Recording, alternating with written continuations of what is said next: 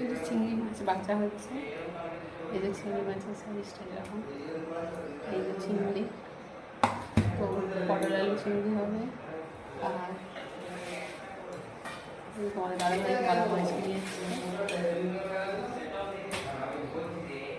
তো এই ভোলা মাছের ঝাল, পটল আলু চিংড়ি, ডাল, আর দেখি আলু ভাজা করে দিয়েছি, রুটির শাক আছে, রুটির শাকও ভাজা করবো। তো এই হচ্ছে যেমন মেনু। এই চিংড়ি মাছের অর্ধেক বাদই চলে যাচ্ছে।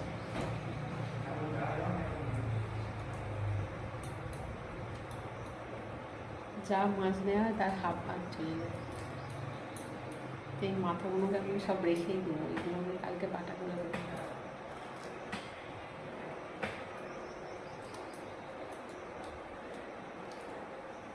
তো একটা মাছে এতটা বাদ হয়ে যাবে।